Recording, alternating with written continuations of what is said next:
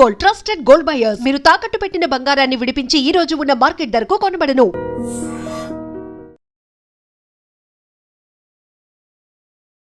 నమస్తే, నేను Kavitha. Welcome to I dream news and నిజాలు.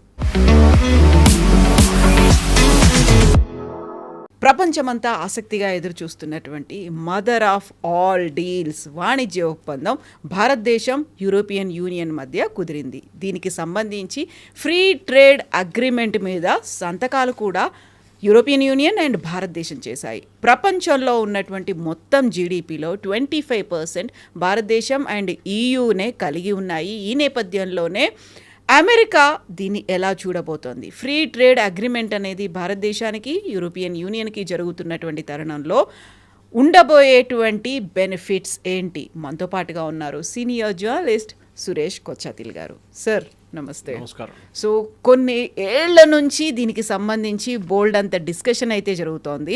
బట్ ఫైనల్గా ఈరోజు కొద్దిసేపటి క్రితమే ఒక అగ్రిమెంట్ జరుపుకున్నారు. ఆ తర్వాత డాక్యుమెంట్స్ కూడా ఎక్స్చేంజ్ చేసుకున్నారు.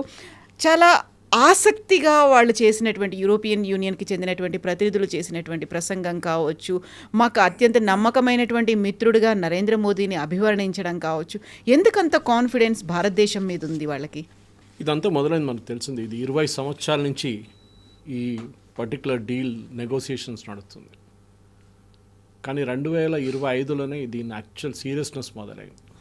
అప్పుడు దాకా మాట్లాడుతున్నారు అంతే. 2025 నుంచి ట్రంప్ ఎప్పటి నుంచో టారిఫ్ అనౌన్స్ చేశారో అప్పటి నుంచి ఇప్పుడు దాకా పీయూష్ గోయల్ గారు one of the key persons behind this deal 10 సార్లు యూరోపియన్ కమిషనర్స్ని కలిసి డిస్కస్ చేశారు. 10 సార్లు 10 మీటింగ్స్. యూరోపియన్ యూనియన్ కూడా చాలామంది వాళ్ళ డెలిగేషన్స్ని వాళ్ళ ఫుల్ సెక్రటేరియట్ని కూడా ఇక్కడ తీసుకొచ్చారు పోయిన సంవత్సరం. అది ఉర్సులా వన్ అంటారు. ఇవాళ మీడియా ప్రెస్ కాన్ఫరెన్స్లో చెప్పారు, దాని గురించి మాట్లాడారు. ఈ డీల్ ఎందుకు ఇంపార్టెంట్ అంటే చాలామంది అంటారు ఇది ట్రంప్ చేపించారా లేకుంటే యూరోపియన్ చేశారా అని. మనం అర్థం చేసుకోవాలి. ఇంగ్లీష్లో అంటారు ఎప్పుడు there are no permanent friends and no permanent enemies. Exactly లేరు. ఎవరైనా ఎప్పుడైనా ఫ్రెండ్స్ కావచ్చు, ఎప్పుడైనా ఎనిమీస్ కావచ్చు. కానీ ఇవాళ పొద్దున్నే ఒక చాలా షాకింగ్ న్యూస్ ఒకటి వచ్చింది. సౌత్ కొరియా యుఎస్తో ఒప్పందం చేసుకున్నారు, ట్రేడ్ డీల్ చేసుకున్నారు. కానీ ఇవాళ పొద్దున్న లేవగానే ట్రంప్ గారికి మళ్ళీ ఏదో పిచ్చి పట్టింది, టారిఫ్ పెట్టేశాడు సౌత్ కొరియా మీద. అర్థం కావట్లేదు. మీరు ఒకసారి ఒప్పందం చేసుకున్న తర్వాత మళ్ళీ ఏంటి టారిఫ్ దాని మీద? అంటే ఒప్పందానికి విలువ లేదు, ఆ కాగితానికే విలువ లేదు. ఇప్పుడు రేపు మనం కూడా సైన్ చేసిన తర్వాత ఏంటి, వాట్ ఇస్ ద గ్యారంటీ మళ్ళీ ఇంకో టారిఫ్ పెట్టడం అని చెప్పేసి. రేపు ఇంకేమో అంటాడు యూరోప్, మీరు రష్యా దగ్గర నుంచి అది కొంటున్నారు, రష్యా దగ్గర నుంచి ఇది కొంటున్నారు, రష్యా దగ్గర నుంచి ఇప్పుడు మనం రేపు ఒక సుఖాయ్ తీసుకున్నాం అనుకోండి, SU-57 తీసుకున్నప్పుడు అదెందుకు తీసుకున్నారు, మళ్ళీ మీ మీద పెట్టేస్తున్నాం, మళ్ళీ ఇంకో టారిఫ్లు పెట్టేస్తున్నాం. అయినా ఒక స్టెబిలిటీ లేదు. సో యూరోప్ ఏం చూస్తున్నారంటే స్టేబుల్ పార్ట్నర్షిప్. అంటే మీరు సంతకం పెట్టిన కాగితానికి మీ గవర్నమెంట్ పోయిన తర్వాత ఇంకో గవర్నమెంట్ వస్తే కూడా దానికి విలువ ఉండాలి, దానికి ఒక లీగల్ శాంక్టిటీ ఉండాలి, కంటిన్యూయేషన్ అనేది ఉండాలి డెఫినెట్గా. ఇప్పుడు చూడండి, ఇప్పుడు జరగబోతుంది ఏంటంటే ఈ ట్రంప్ చేసిన ఈ గొడవలంతా నెక్స్ట్ వచ్చి అమెరికన్ ప్రెసిడెంట్ దీన్ని మొత్తం రివర్స్ చేయాల్సి వస్తుంది. ఆల్రెడీ వాళ్ళ దగ్గర చాలా ప్రాబ్లమ్స్ మొదలైంది. వాళ్ళ దగ్గర ఒక almost civil war like situation Minnesota లాంటి ప్లేస్లో మొదలైంది. వాళ్ళ ప్రజల మీద వాళ్ళ ఐస్ ఏజెంట్స్ కాల్పులు జరుపుతున్నారు, బయట వాళ్ళు కూడా కాదు, వాళ్ళు 2 చనిపోయారు ఇప్పుడు దాకా. ఇట్లాంటి ప్లేస్లో ట్రంప్కి రాబోయే మిడ్ టర్మ్ పోల్స్ ఓడిపోతారని 100%గా ఇప్పుడు అందరు చెప్తున్నారు. వాళ్ళ పార్టీ వాళ్ళే చెప్తున్నారు దాని గురించి. నవంబర్ ఎలక్షన్ ఓడిపోతే ట్రంప్ మీద ఇంపీచ్మెంట్ కూడా జరగవచ్చు. ఒకసారి డెమోక్రాట్స్కి మెజారిటీ వచ్చేస్తే వాళ్ళు ఇంపీచ్మెంట్ మొదలు పెడతారు డెఫినెట్గా. ఎందుకంటే ఈయన ఒక స్టేబుల్ మైండ్లా మాట్లాడలేదు. ఒకరు ఇదంటాడు, నెక్స్ట్ అదంటాడు. మనం నిన్న ఒక డాక్యుమెంట్ లీక్ అయింది, మీరు వినుంటారు, ఆడియో క్లిప్ ఒకటి.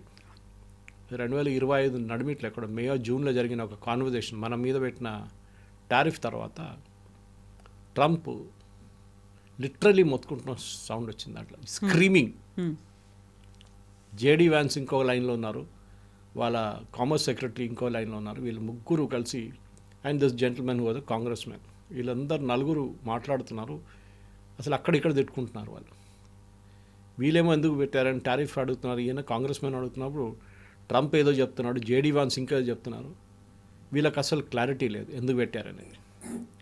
అండ్ ఈ పర్టికులర్ డీల్ ఇప్పుడు మనం చేసిన ఇవాళ ఒప్పందం చేశారు. లెట్ us బి క్లియర్, దీనికి ఒక క్లారిటీ రావాలి ఇక్కడ. ఇవాళ జరిగింది ఒక స్టేట్మెంట్ ఆఫ్ ఇంటెంట్, ఫైనలైజ్ అయిపోయింది, డీల్ ఇస్ ఫినిష్డ్.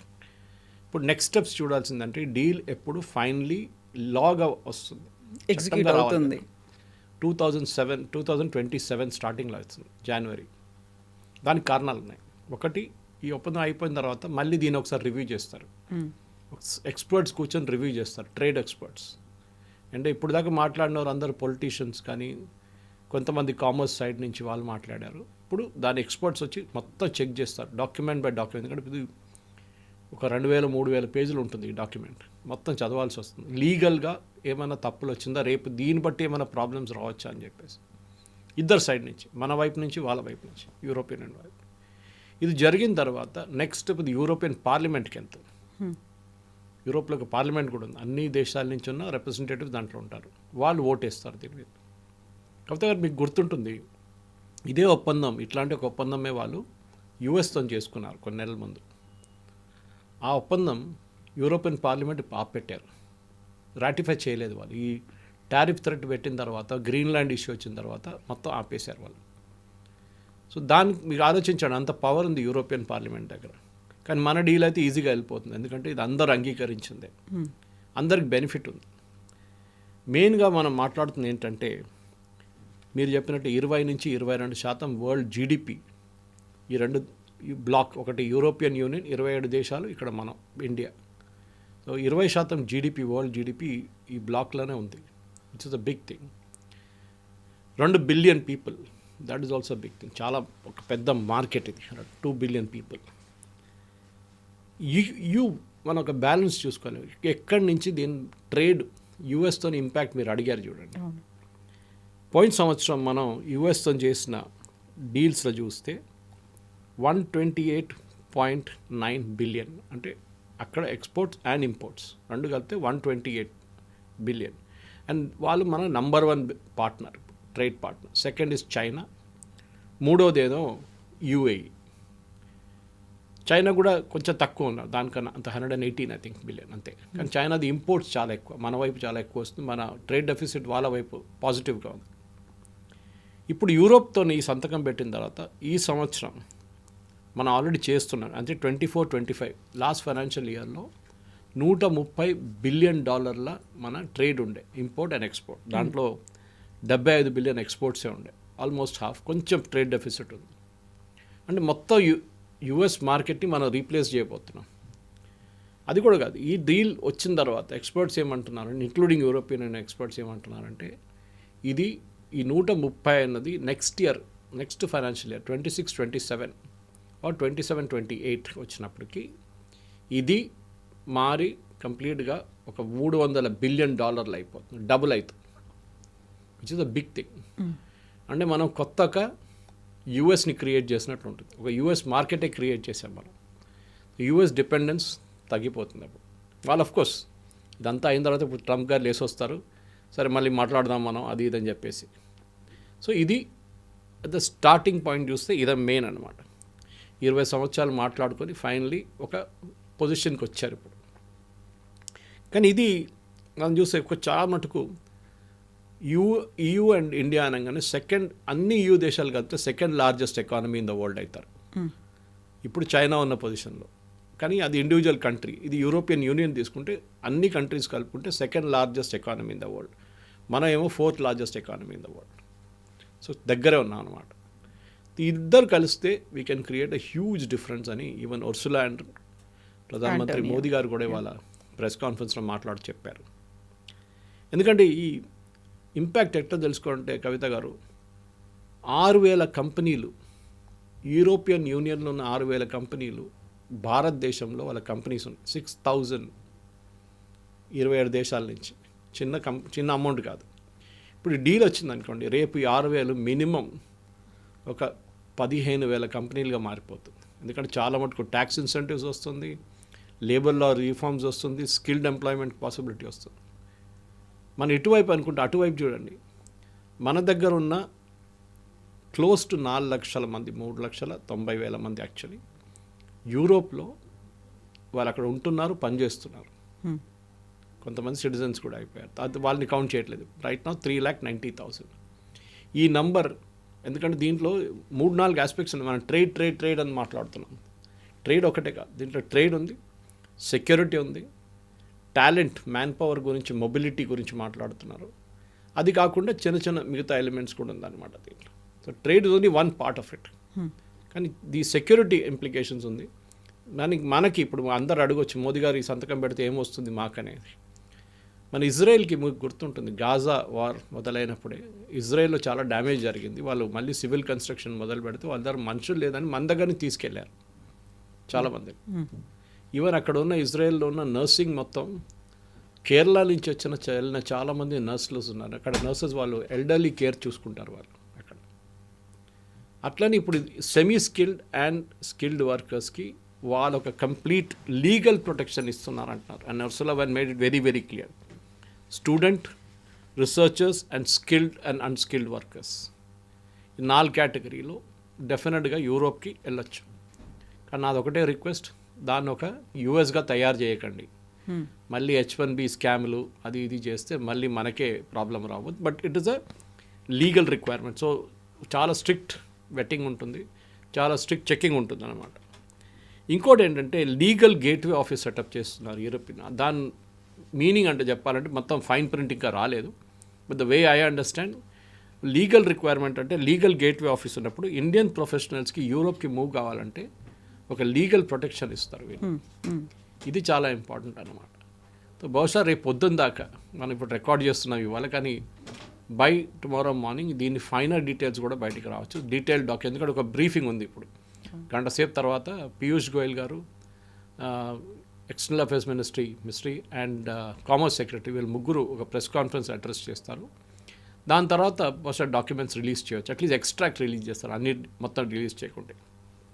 ఈ మ్యాన్ పవరే నాకు చాలా మటుకు ఎక్సైటింగ్ అనిపిస్తుంది. ఎందుకంటే మనకి అందరు అన్నారు యూఎస్ డ్రీమ్ అయిపోయింది, యూఎస్ డ్రీమ్ ఫినిష్ అయింది, విచ్ ఇస్ కరెక్ట్. యూఎస్కి అక్కర్లేదు అంటున్నారు. సరే, మనం we will take the innovation somewhere, ఇంకో చోటుకి తీసుకెళ్దాం. యూఎస్లో ఉన్న చాలా మటుకు టెక్నాలజీ కంపెనీలు ఇన్నోవేషన్ తీసుకొచ్చింది ఇండియన్సే కదా. వినోద్ దామ్ కదా ఇంటెల్ చిప్ ముందు తయారు చేసింది ఆయనే కదా. He was the inventor behind Intel chip. అక్కడ చాలా కంపెనీస్ ఉన్నారు అట్లాంటిది, వేరే ఇండియన్స్ మేడం మనం అది యూరోప్ తీసుకెళ్దాం, రేపు అక్కడికి తీసుకెళ్ళి అక్కడ మనం జాయింట్ వెంచర్స్ పెట్టుకుందాం. ఇది జరుగుతుంది. సో అది ఒక మ్యాన్ పవరే నాకు I think one of the main. ఎందుకంటే ట్రేడ్ అయితే నడుస్తూ ఉంటుంది, ట్రేడ్కి దర్ ఇస్ నో ఇష్యూ. మన వాళ్ళు బార్గెన్ చేసుకుంటారు, ట్రేడ్ డీల్స్ చేసుకుంటారు, సంతకం పెట్టుకుంటారు, కాంట్రాక్ట్ చేసుకుంటారు, ఎల్సీ ఓపెన్ చేస్తారు, అన్నీ చేస్తారు.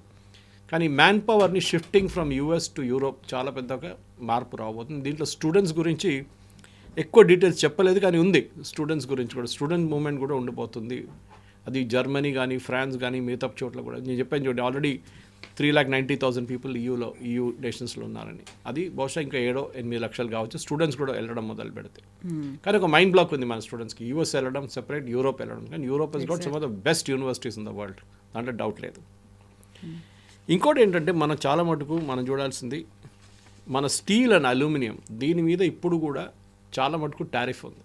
దానికి కారణాలు ఉన్నాయి. మనం తయారు చేస్తున్న స్టీల్ అండ్ అల్యూమినియంకి భారతదేశంలో ఉన్న ఎఫ్లూయెంట్ ప్రాబ్లం చాలా ఉంది మన వైపు నుంచి, carbon problem.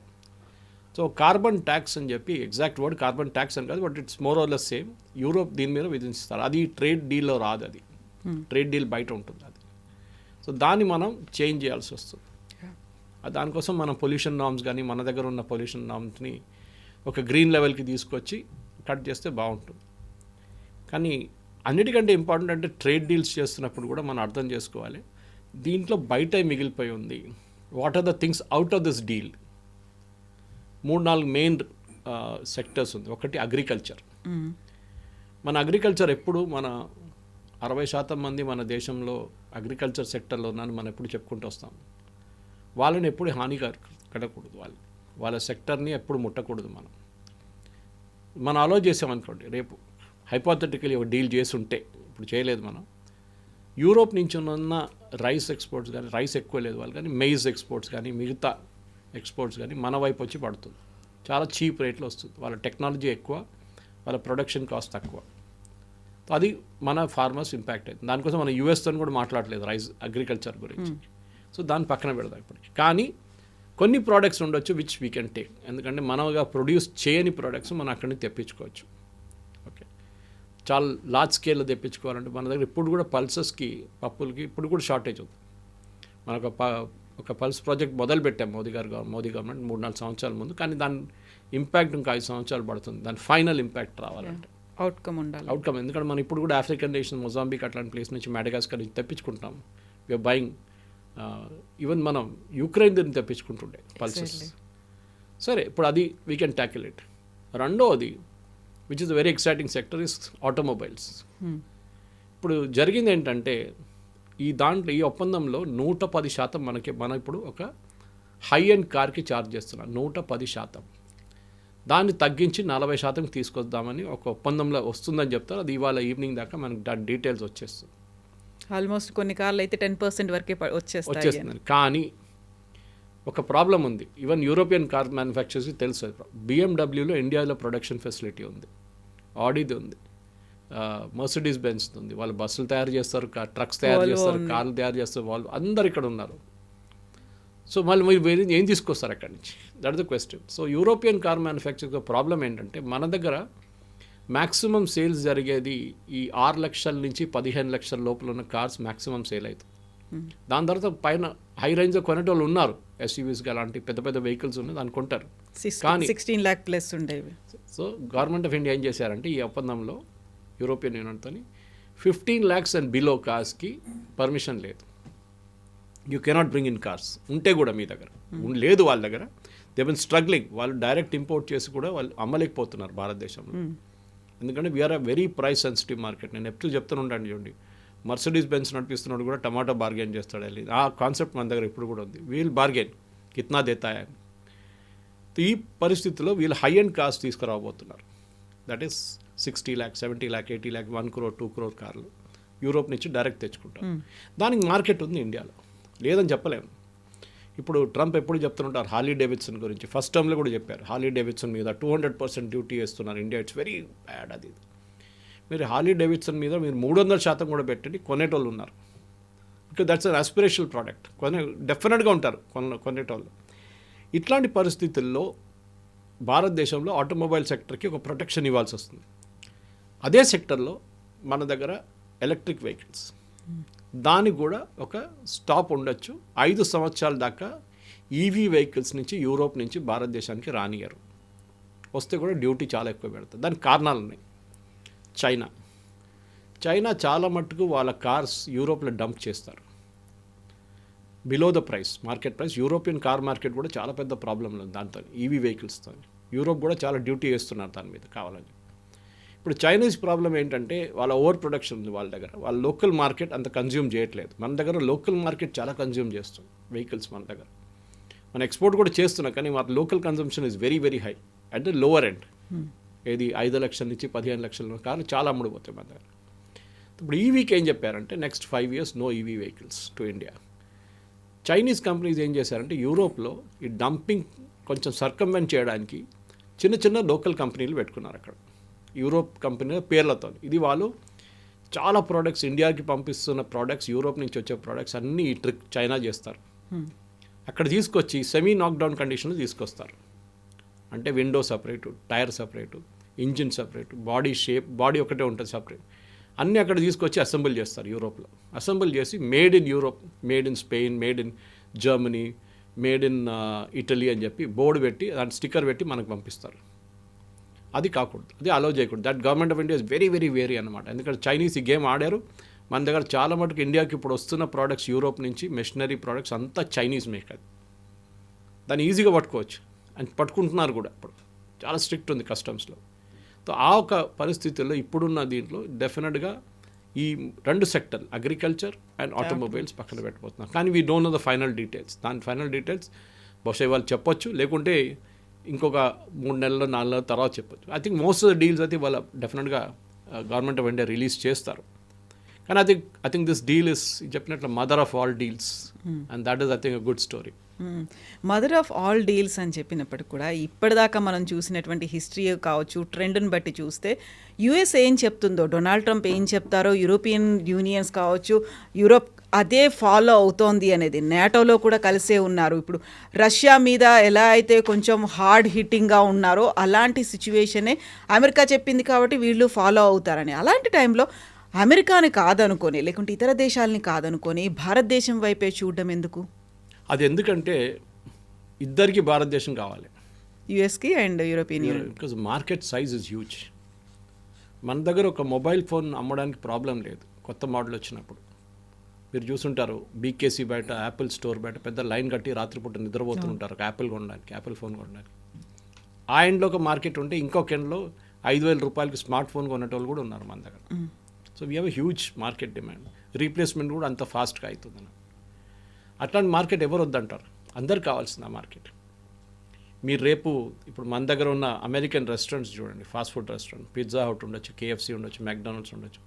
They are doing roaring business. వాళ్ళు ఎన్నో సంవత్సరాల నుంచి ఇక్కడ ఉన్నారు. అఫ్ కోర్స్ లోకల్ కంపెనీస్ వాళ్ళని మేనేజ్ చేస్తున్నారు ఇప్పుడు, కానీ they are American brands end of the day. అట్లాంటి పరిస్థితుల్లో అమెరికాకి భారతదేశంలో ఉన్న కస్టమర్ బేస్ చాలా ఇంపార్టెంట్. సరే, మన దగ్గర చాలామంది వాళ్ళ ప్రోడక్ట్స్ని అఫోర్డ్ చేయలేకపోతారు, అదొకటి ఉంటుంది డెఫినెట్గా. ఇప్పుడు మీరు అమెరికా నుంచి తీసుకొచ్చిన ఈ పెన్ తీసుకోండి, ఒక పెన్ తీసుకోండి, it will cost 10 times the same pen భారతదేశంలో ప్రొడ్యూస్ చేయాలంటే. మళ్ళీ మీరు ఎందుకు కొంటారు? మీరు కొనేది పెన్నే కొంటారు, ఇండియన్ మేడ్. కానీ ఒక ఆస్పిరేషనల్ ప్రోడక్ట్ ఉందనుకోండి, ఒక బ్లాక్ పొంత్ ఉంటుందో, లేకుంటే ఇంకేదైనా హై ఎండ్ పెన్ ఉంటాయి, ఈవెన్ క్రాస్ లాంటి పెన్లు కూడా చాలా మటుకు ఇఫ్ ఇట్స్ మేడ్ అబ్రాడ్ మనలో కొంటారు వెళ్ళి, డెఫినెట్గా దే విల్ బై ఇట్. కానీ ఆ కొనడంలోనే ఉంది పర్చేసింగ్ పవర్ అన్నమాట. సో అమెరికాకి, యూరోప్కి పర్చేసింగ్ పవర్ కావాలి వాళ్ళకి. దానికోసం చూడండి, వాళ్ళు మాట్లాడుతున్నప్పుడు మన మ్యాన్ పవర్ అక్కడ తీసుకెళ్తా అంటున్నారు, కానీ వాళ్ళ ప్రోడక్ట్స్ మన వైపు వస్తుంది అంటున్నారు. కానీ మనం కూడా బ్యాలెన్స్ అవుట్ చేసుకోవాల్సి వస్తుంది. ఎక్స్పోర్ట్ ఇంపోర్ట్ మన ఎక్కువ డీవియేషన్ లేకుండా నడిపించాల్సి వస్తుంది కవిత గారు. ఇది జరుగుతూనే లేకుంటే ప్రాబ్లం కావచ్చు రేపు. కానీ గవర్నమెంట్ ఆఫ్ ఇండియా చాలా కేర్ఫుల్గా ఉంటారు, కామర్స్ ఆఫీషియల్ కూడా కేర్ఫుల్ ఉంటారు. ఫస్ట్ 6 నెలలు మన ఎక్స్పోర్ట్స్ ఇంపోర్ట్స్ మొదలైనప్పుడు ఎట్లాంటి మార్పులు వస్తున్నాయని చూసుకుంటారన్నమాట. కానీ లో ఎండ్ ప్రోడక్ట్స్ రాకుండా చూసుకోవాలి మనం. మనకు కావాల్సింది, Ursula made it very very clear today also.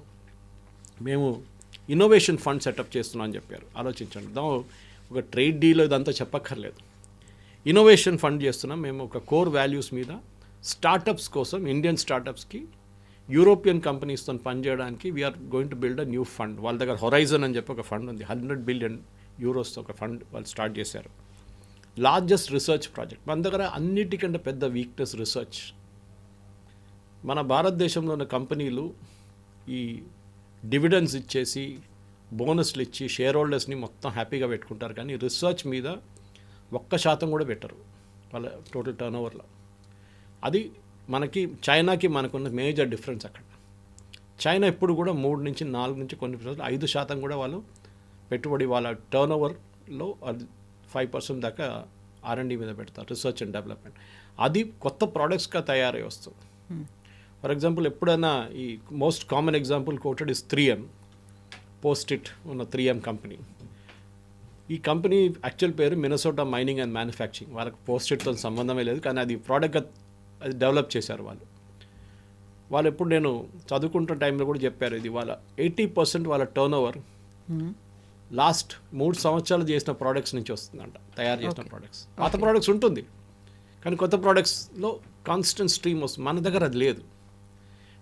మన రీసెర్చ్ అండ్ డెవలప్మెంట్ అనేది చాలా బ్యాక్వర్డ్గా వెళ్ళిపోయింది. గవర్నమెంట్ ఆఫ్ ఇండియా ఇప్పుడు 150,000 కోట్లు పెట్టి కొత్త ఒక ఫండ్ క్రియేట్ చేస్తారు, దాంట్లో ప్రైవేట్ సెక్టర్ కూడా పార్టిసిపేట్ చేయొచ్చు. మన PhDs are as good as useless, most of the PhDs. చైనాలో చూడండి, నెంబర్ ఆఫ్ PhD మనకన్నా చాలా ఎక్కువ. అండ్ వాళ్ళ ల్యాబ్ టు మార్కెట్ అంటే మీరు రీసెర్చ్ చేసిన దాన్ని మీరు ఒక ప్రోడక్ట్గా మార్కెట్లో తీసుకొచ్చినప్పుడు దానికి విలువ ఉంటుంది. ఏదో PhD చేసి మంచిగా బైండ్ చేసి కబోర్డ్లో పెట్టడం కాదు. It should come to the market. That is most important. At least science related products. మీరు arts related, political science related దాన్ని ఏం చేయలేము. కానీ ఆర్ట్స్ రిలేటెడ్ ప్రోడక్ట్స్ కాకుండా మన సైన్స్ రిలేటెడ్ ప్రోడక్ట్స్కి మార్కెట్కి రావాల్సిందే.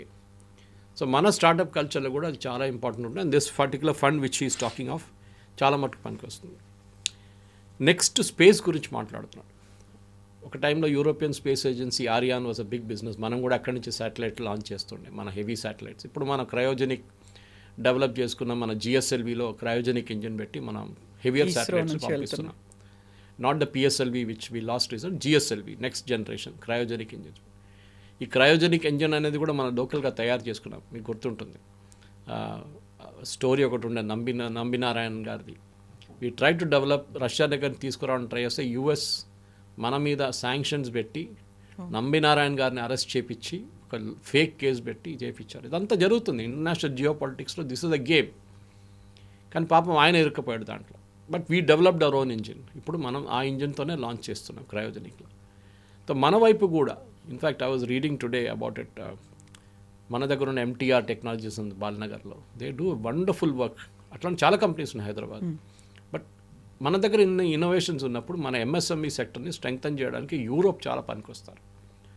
Micro, small and medium enterprises భారతదేశంలో బహుశా ఎంటైర్ మీరు ఒక బిహెచ్ఏఎల్ తీసుకుంటే రామచంద్రపురం, దాని చుట్టుపక్కల అన్ని ఎంఎస్ఎంఈస్ ఉంటుంది. హెచ్ఏఎల్ తీసుకోండి మన బాలనగర్లో, అక్కడ కూడా ఉంటుంది, ఫిరోజ్గూడ బాలనగర్ ఏరియాలో. ఎక్కడ మేజర్ ఇండస్ట్రీ ఒకటి ఉంటుంది, దాని పక్కన అంతా micro, small and medium enterprises ఉంటారు. చిన్న చిన్న పార్ట్స్ తయారు చేస్తారు వాళ్ళు మెయిన్ కంపెనీకి. దానికని వాళ్ళ క్యాష్ ఫ్లో ప్రాబ్లం ఉంది. అది నిర్మలా సీతారామన్ గారు లాస్ట్ బడ్జెట్లో అడ్రస్ చేశారు. ఇప్పుడు యూరోపియన్ యూనియన్ వాళ్ళ ఇన్నోవేషన్ తీసుకొస్తే ఒక జాయింట్ వెంచర్గా పెట్టుకుని ఎంఎస్ఎంఈస్ కూడా పనికొస్తుంది. We have to see in the fine print ఏం రాబోతుంది. ఈ డిఫెన్స్ పార్ట్నర్షిప్ కూడా చాలా ఇంపార్టెంట్. ఎందుకంటే యూరోప్లో చాలా మటుకు డిఫెన్స్ ప్రోడక్ట్స్ చాలా బాగా తయారు చేస్తారు. మనకి యూకేతో సపరేట్ ఎఫ్టీఏ ఉంది. We should not mix up United Kingdom FTA and European Union. ఎందుకంటే యూకే యూరోపియన్ యూనియన్లో లేరు ఇప్పుడు. They are out of it. So దానికోసం వాళ్ళు పౌండ్ తెచ్చుకున్నారు రిటర్న్, అండ్ వీళ్ళు యూరోలో ఉన్నారు ఇంకా. సో అట్లాంటి పరిస్థితుల్లో అక్కడున్న ఇప్పుడు మనం ఫర్ ఎగ్జాంపుల్ ఫ్రాన్స్ దగ్గర నుంచి రఫేల్ కొంటున్నాం మనం. అది కాకుండా కొన్ని మిసైల్ సిస్టమ్స్ కొంటున్నాం. జర్మనీ దగ్గర నుంచి కొంటున్నాం. మన వైపు నుంచి కూడా మనం అమ్మొచ్చు రేపు కావాలంటే. We can also start. BrahMos ఎందుకు అమ్మొద్దు? Of course US కోప్పడతారు. యూఎస్కి అది పెద్ద మార్కెట్. యూరోప్ ఏంటి భారతదేశం మళ్ళీ కొనుక్కుంటారు, నేను మళ్ళీ 100% టారిఫ్ పెడతా అంటారు ట్రంప్. అది జరగవచ్చు పాసిబ్లీ. కానీ ఇప్పుడున్న పరిస్థితుల్లో యూరోప్ నుంచి చాలా మటుకు high end technology Europe is really good. Kavitha గారు చాలా బాగుంది ఒక హై అండ్ టెక్నాలజీ. మీరు ఇజ్రాయెల్ని పక్కన పెడితే, అఫ్కోర్స్ ఇజ్రాయెల్ యూరోప్లో లేరు అనుకోండి, బట్ ఇజ్రాయెల్ని పక్కన పెడితే I think the most best technology Denmark కానీ, ఈవెన్ ఫ్రాన్స్ కానీ, ఇట్లాంటి దేశాల నుంచి జర్మనీ ఫర్ ఎగ్జాంపుల్ చాలా మంచి టెక్నాలజీ అక్కడి నుంచి వస్తుంది. సో మనం ఆ టెక్నాలజీని తెచ్చుకొని భారతదేశం లోకలైజ్ చేసి దాన్ని వాడుకోవాల్సింది. సో ఉర్సులా మాట్లాడినటువంటి మాటలను బట్టి చూస్తే మకర సంక్రాంతిని పోల్చారు. ఉత్తరాయణం, దక్షిణాయనం అనేది. మకర సంక్రాంతి మనకి ఒక డార్క్ సైడ్ నుంచి ఒక బ్రైట్ సైడ్కి వెళ్తుంది. ఎలా అయితే స్టాండ్ స్టిల్ నుంచి గ్రోత్ అనేది ఉంటుందో ఇది అలా ఉండబోతోంది. సో బోల్డ్ అంతా దీని మీద హోప్స్ అనేది పెట్టుకున్నారు. కొన్ని ఏళ్ల తరబడి జరిగాయి నెగోషియేషన్స్ కావచ్చు, మీటింగ్స్ కావచ్చు. ఇవన్నీ అయిన తర్వాత ఒక ఫైన్ డే ఈరోజు దానికి సంబంధించి ఒక ఫైనల్ అవుట్కమ్, ఒక వివరాలు అయితే బయటికి చెప్పిన తర్వాత అమెరికా చూస్తూ ఊరుకుంటుందా? డొనాల్డ్ ట్రంప్ ఏం చేస్తారు? నెక్స్ట్ ఆయన తీసుకోబోయేటువంటి స్టెప్ ఎలా ఉంటుంది? ఎందుకంటే ఒక రకంగా దీన్ని అనాలిసిస్ చేస్తున్నప్పుడు అమెరికా అయితే అంత సైలెంట్గా ఉండదు కదా, అమెరికా కడుపులో మండుతోంది కదా, ఇలాంటి అనాలిసిస్లు వినిపిస్తున్నాయి. ఇవాళ చూసాం వాళ్ళ స్టీవ్ బెసెంట్ స్టేట్మెంట్ ఇచ్చారు వాళ్ళ అమెరికన్ సెక్రటరీ. ఏంటంటే యూరోప్ మర్చిపోకూడదు that they are still buying oil from India. మన దగ్గర నుంచి ఆయిల్ కొనుక్కుంటున్నారు. ఇదంతా ఎక్కడి నుంచి వస్తుంది? రష్యా దగ్గర నుంచి వస్తుంది. రష్యా మీ మీద బాంబే వేస్తున్నారు మళ్ళీ అని మీరే యుద్ధానికి రెడీ అవుతున్నట్టుగా ఉంది అనే మాట అన్నారు. సో అది ఒక ఏం చెప్తారు, జెలసీ అని చెప్పొచ్చు ఇంగ్లీష్లో వర్డ్ యూజ్ చేయాలంటే. దాని తెలుగులో you can translate, but basically it's jealousy. అంటే ఒకడు బాగుపడుతుంటే ఒక ఆయన బాగుపడుతుంటే ఇంకోటి నచ్చదు. అది వాడు బాగుపడుతున్నాడు, బాగా అవుతున్నాడు, ఈజ్ ప్రాస్పరింగ్ అని చెప్పగానే కిందికి దింపడానికి ట్రై చేస్తారు. Crab mentality. కానీ మనం అర్థం చేసుకోవాలంటే అమెరికాకి ఏం చేయగలరు వాళ్ళు ఇప్పుడు ఈ సిచ్యువేషన్ ఏం చేయలేరు. ఎందుకంటే వాళ్ళు గ్రీన్లాండ్ ఇష్యూలో ట్రై చేసినప్పుడు బ్యాక్ ఫైర్ అయింది మొత్తం. యూరోప్ అంతా కలిసి అమెరికన్ ప్రోడక్ట్స్ని బాయ్కాట్ చేద్దాం, అమెరికా మీద టారిఫ్ పెడదాం అనగానే అమెరికన్ స్టాక్ మార్కెట్ పడిపోయింది. 2% పడిపోయింది. It's huge fall. 2%. ఆ రోజు స్టేజ్ మీద ఉన్నప్పుడు జరిగింది అది. And Trump was speaking. అప్పుడే ట్రంప్ మార్చేశారు. ఆయన అక్కడి నుంచి కింద దిగగానే ఆయన said I'm not taking Greenland, I'm not doing anything, Europe మీద టారిఫ్లు పెట్టాలని. ఇది రీజన్. ట్రంప్కి రెండే ఉన్నాయి. $39 ట్రిలియన్ డెట్ ఉంది, అప్పు తీసుకున్నారు వీళ్ళు. $39 ట్రిలియన్ అప్పు అమెరికాకి. అందరూ అనుకుంటారు అమెరికా చాలా రిచ్ కంట్రీ అని, కానీ అప్పు మన దగ్గర కూడా ఉంది. మన దగ్గర $200 బిలియన్ ఉంది ఇంకా అమెరికన్ అప్పు. మనం ఇచ్చాం వాళ్ళకి, అప్పు ఇచ్చాం అమెరికాకి. దాని బాండ్స్ మన దగ్గర ఉంది. మనం ఆల్రెడీ $90 బిలియన్ రిడీమ్ చేసుకున్నాం లాస్ట్ మంత్. ఎక్కడైనా కట్టకపోతే రేపు ఇవ్వకపోతే ఏం చేయాలి మనం అని చెప్పేసి. కానీ అమెరికాకు ఉన్న మెయిన్ ప్రాబ్లం ఏంటంటే యూరోప్ మీద ఏం చేయలేరు. భారతదేశం కూడా ఏం చేయలేరు. ఎందుకంటే ట్రేడ్ డీల్ నెగోషియేట్ మీరే ఆపారు కదా. ఇప్పుడు వాళ్ళ ఆ లీక్ అయిన డాక్యుమెంట్తో తెలిసిపోతుంది, ఆడియో క్లిప్లో వాళ్ళే కొట్టుకుంటున్నారు వాళ్ళ దాంట్లో. ట్రంప్ ఏమో స్క్రీమింగ్ అంటున్నాడు, కాంగ్రెస్ మెన్ ఈ స్క్రీమింగ్. జేడీ వాన్స్ అబ్జెక్ట్ చేస్తున్నాడు. మన దాకా జేడీ వాన్స్ని చాలా ఇండియన్ ఫ్రెండ్లీ మనిషి అనుకున్నాం, వాళ్ళ వైఫ్ ఇండియాలో ఉంది, ఇండియన్ ఆరిజిన్ అనుకొని మనం అనుకున్నాం. కానీ హీఈస్ ఆల్సో ఈక్వలీ గిల్టీ. వీళ్ళందరినీ మర్చిపోకూడదు మనం ఇప్పుడు. రేపు tomorrow JD Vance becomes the president, ఇదే ప్రాబ్లం మనకి రాబోతుంది. వీళ్ళు కంటిన్యూ మేబీ ట్రంప్ కానీ ఇంకా అగ్రెసివ్ అవుతాడేమో. కానీ మన ఇంపోర్ట్ చేసే వాళ్ళకి ఎక్స్పోర్ట్ చేసే ప్రోడక్ట్స్ మనం ఇప్పుడు యూరోప్ వైపు తిప్పొచ్చు. ఫర్ ఎగ్జాంపుల్ మన పెట్రోలియం ప్రోడక్ట్స్ ఆల్రెడీ అమ్ముతున్నాం యూరోప్కి. మనం ఎలక్ట్రానిక్స్ కూడా మనం చాలా మటుకు పంపిస్తున్నాం. మన మెయిన్ ప్రాబ్లం ఎక్కడ వచ్చిందంటే textiles and apparels and footwear, leather footwear. ఈ 2 సెక్టర్లో చాలా ప్రాబ్లం వస్తుంది. మొన్న కూడా మీరు చూస్తుంటే తిరుపూర్ నుంచి ఒక డెలిగేషన్ వైస్ ప్రెసిడెంట్ రాధాకృష్ణన్ గారిని కలిసి ఒక మెమరాండం ఇచ్చారు.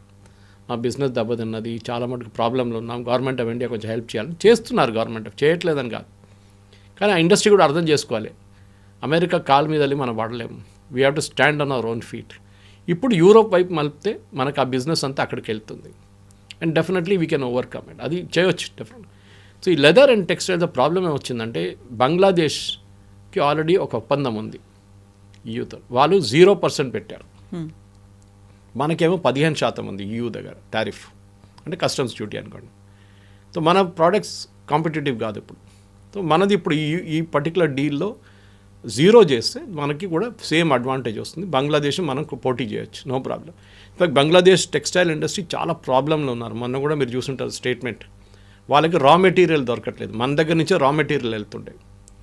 అది మీరు కాటన్ కానివ్వండి, మిగతా పాలిస్టర్ కానీ ఏదైనా కానీ మన వైపు నుంచి వెళ్తుండే యాన్ అంతా.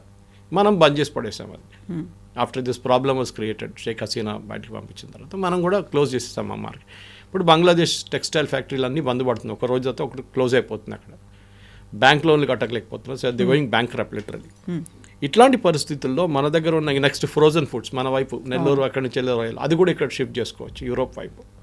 కానీ క్వాలిటీ చాలా ఇంపార్టెంట్ ఉంది. యూరోప్లో క్వాలిటీ ఈజ్ పారమౌంట్. యూఎస్లో కూడా అంతే అనుకోండి. మనం ఇండియాలో చాలా మటుకు క్వాలిటీ మీద కాంప్రమైజ్ చేస్తాం, కానీ అక్కడ మనం చేయలేము. ఒక్కసారి మీ ప్రోడక్ట్ బ్లాక్ లిస్ట్ అయితే then it's very difficult to come out of it. అది మనం చూసుకోవాల్సింది అనమాట. సో టెక్స్టైల్ ఎందుకంటే pharma industry is also very active. మనం యూరోప్ పంపిస్తాం, ఇదే ప్రోడక్ట్స్ మనం యూఎస్ కూడా పంపిస్తున్నాం. We have the same bouquet of products మనం యూరోప్ అక్కడ యూఎస్ పంపిస్తున్నాం. దాన్ని రూట్ తిప్పేస్తాం అంతే. రేపు ట్రంప్ దిగి వచ్చి సరే నెక్స్ట్ 3 monthsలో మనం ఒప్పందం పెడదాం రెడీ అని చెప్పేసి we will send the same products to US. మనకు ప్రాబ్లం ఏం లేదు. కానీ మనకి ట్రబుల్లో ఎవరు హెల్ప్ చేశారు వాళ్ళని మర్చిపోకూడదు. That is European Union. అది చాలా important. Yes sir, thank you so much sir. Thank you. నిజంగా ప్రస్తుతం ఉన్నటువంటి సమాజం దేనికి ప్రయారిటీ ఇస్తుంది? ఆర్థిక సంబంధాల చుట్టూ మాత్రమే తిరుగుతోంది. మళ్ళీ ఎన్నికలంగానే చాలా విరక్తి కలుగుతాను. మంచి అనిపిస్తుంది కదా, లేడీస్ కూడా ఛాలెంజింగ్ జాబ్స్ చేసినప్పుడు చాలా బాగుంటుంది.